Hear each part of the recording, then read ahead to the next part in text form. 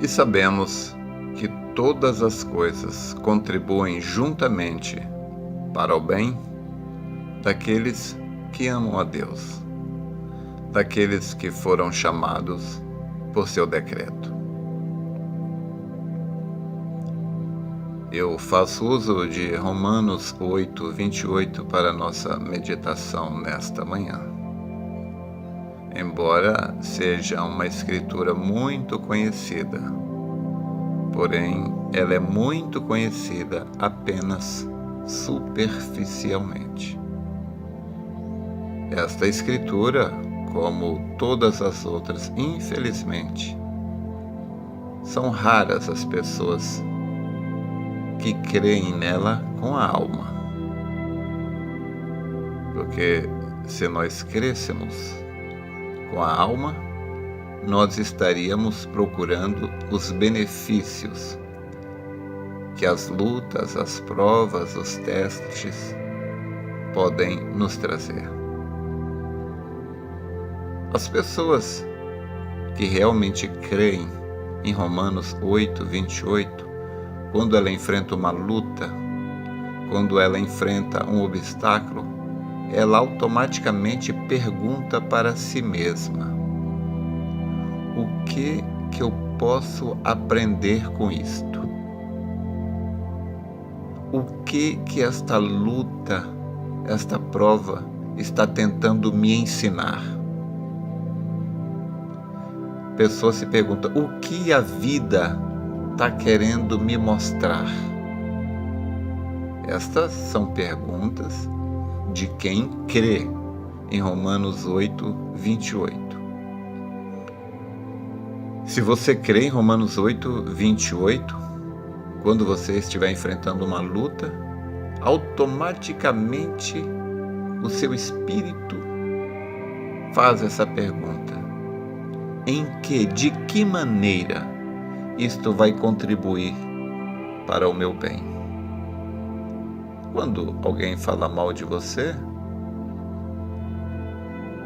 a pessoa que não tem a revelação de Romanos 8, 28, ela já quer retrucar, amaldiçoar quem falou mal dela, isso, aquilo. Mas quando alguém fala mal de você, você deve, em primeiro lugar, perguntar: escuta, será se de fato eu não tenho que melhorar neste ou naquele ponto? É claro que a pessoa, o difamador,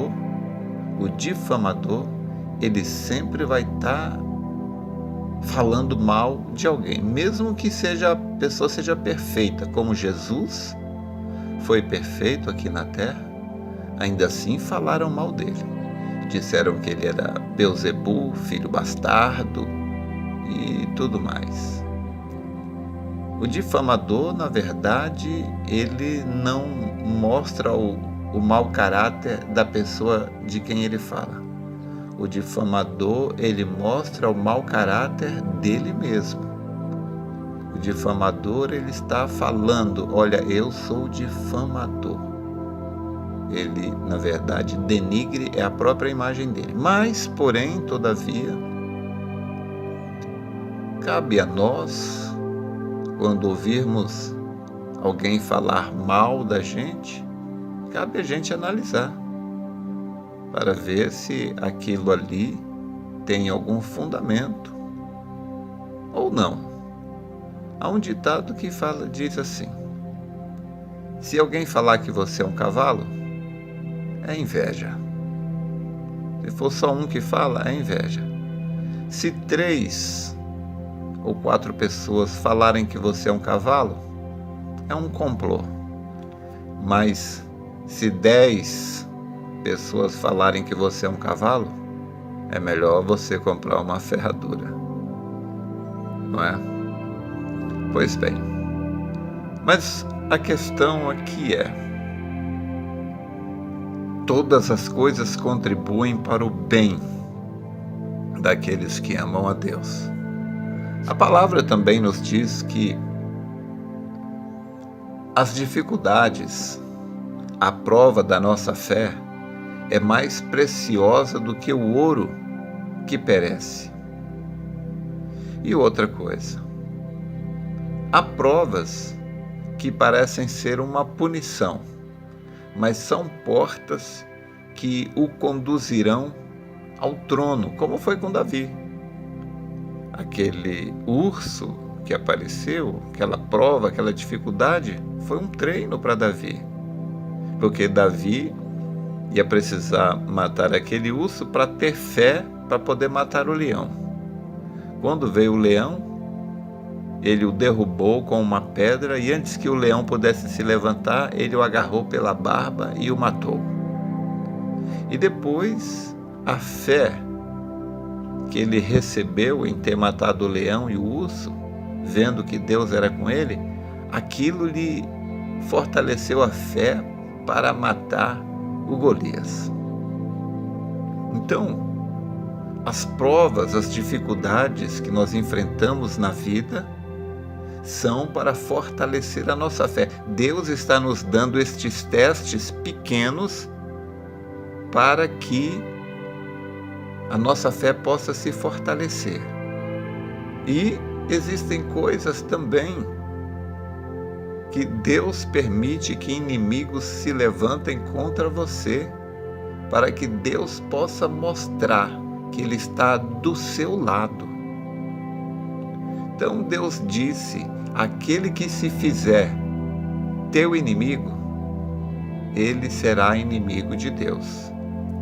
Por isso, o profeta diz que um eleito nunca persegue um eleito, porque quem persegue um eleito está perseguindo a Deus.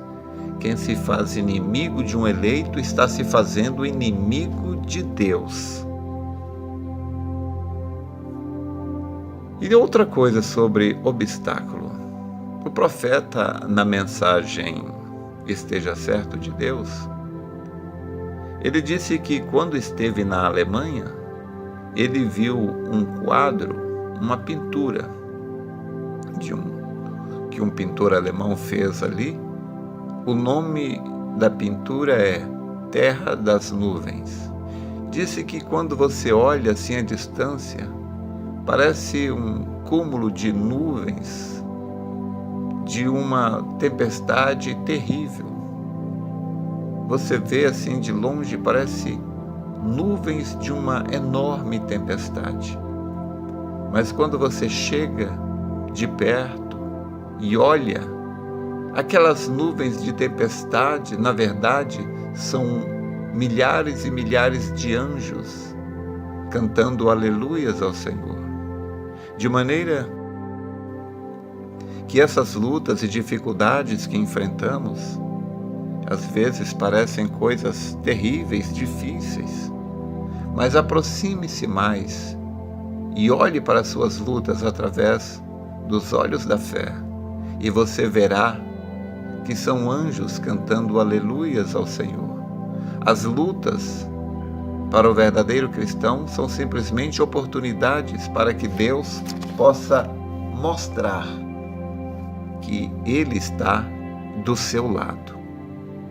Então, se Deus está do seu lado, você vai vencer. Você vai vencer. Então, não olhe os obstáculos como uma desaprovação de Deus. Olhe os obstáculos como uma oportunidade de Deus te abençoar, te dar a vitória. Mas eu quero contar aqui uma pequena história. Havia numa aldeia um velho muito pobre, mas até reis o invejavam, porque ele tinha um lindo cavalo branco. Reis lhe ofereciam quantias fabulosas pelo cavalo, mas o homem dizia: este cavalo não é um cavalo para mim. Ele é uma pessoa, é como se fosse vender uma pessoa, um amigo. Eu não consigo vender um amigo. O homem era pobre, mas jamais vendeu o cavalo. Numa manhã descobriu que o cavalo não estava na cocheira. A aldeia inteira se reuniu e algumas pessoas lhe diziam: seu velho estúpido, tolo, Sabíamos que um dia o cavalo seria roubado. Não teria sido melhor ter vendido o cavalo? E o velho disse: não cheguem a tanto, simplesmente digam que o cavalo não está na cocheira. Esse é o fato. O resto, se dizer que ele foi roubado, isso aí é apenas uma imaginação sua. Se se trata de uma desgraça ou uma bênção, eu não sei, porque este é apenas o fato. O cavalo não está aí. Quem pode saber o que vai seguir? As pessoas riram do velho. Elas sempre souberam que ele era um pouco louco. Mas 15 dias depois, de repente, numa noite, o cavalo voltou. E ele não havia sido roubado. Ele havia fugido para a floresta. E não apenas isto. Ele trouxe consigo uma dúzia de cavalos selvagens com ele. Novamente as pessoas se reuniram e lhe disseram: velho, você estava certo. Não se tratavam de uma desgraça. Na verdade, provou ser uma bênção. O velho disse: novamente vocês estão se adiantando. Apenas digam que o cavalo está de volta. Quem sabe se é uma bênção ou não. Este é apenas um fragmento.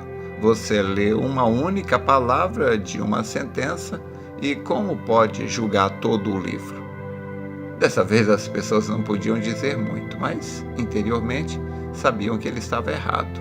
12 lindos cavalos tinham vindo e o velho tinha um único filho, que começou a treinar os cavalos selvagens. Apenas uma semana mais tarde, o rapaz caiu do cavalo e fraturou a coluna.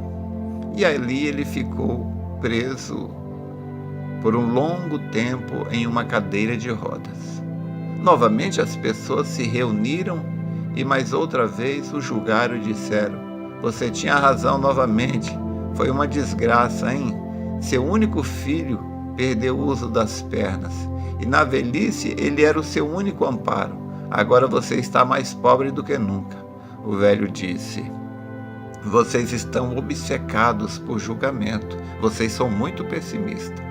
Não se adiantem tanto. Digam apenas que meu filho fraturou as pernas. Ninguém sabe se isso é uma desgraça ou uma bênção. A vida vem em fragmentos, mas isso nunca é dado. Aconteceu que, depois de algumas semanas, o país entrou em guerra e todos os jovens da aldeia foram forçados a se alistar. Somente o filho do velho foi deixado para trás, porque estava numa cadeira de rodas. A cidade inteira estava chorando, lamentando-se, porque aquela era uma luta perdida e sabiam que a maior parte dos jovens jamais voltariam da guerra. Elas vieram até o velho e disseram: você tinha razão, velho. Aquilo se revelou uma bênção. Seu filho pode estar numa cadeira de roda, mas ainda assim está com você. E nossos filhos foram-se para sempre. O velho disse mais uma vez: vocês continuam julgando. Ninguém sabe. Digam apenas que seus filhos foram forçados a entrar para o exército e que meu filho não foi. Mas somente Deus sabe a totalidade, sabe se isso é uma bênção ou não. E continuou: não julguem, porque dessa maneira se tornarão unidos com a totalidade. Vocês ficarão obcecados com fragmentos, pularão para conclusões e a partir de coisas pequenas. Quando alguém julga, deixa de crescer. Julgamento significa um estado mental estagnado. E a mente sempre deseja julgar, porque estar em processo é sempre arriscado e desconfortável. Na verdade, a jornada nunca chega ao fim. Um caminho termina, outro começa. Uma porta se fecha, outra se abre. Atinge-se um pico, sempre existe um pico mais alto. Somente os que são muito corajosos, não se importando com a meta e se contentando com a jornada, satisfeitos simplesmente de viver o momento e de nele crescer. Somente estes são capazes de caminhar com a totalidade. Bom, essa história, ela aponta um pouco para o fato de que nós não devemos julgar as coisas precipitadamente. O que parece ser uma desgraça pode, na verdade, ser uma grande bênção. Então, Golias foi uma bênção na vida de Davi. A baleia que engoliu Jonas pareceu uma desgraça, mas foi a maneira dele convencer a Nínive, porque quando o povo viu Jonas saindo da baleia, eles criam que a baleia era um deus. E quando ele saiu da boca da baleia, eles creram que Jonas era filho do deus do mar, e eles pararam para ouvir.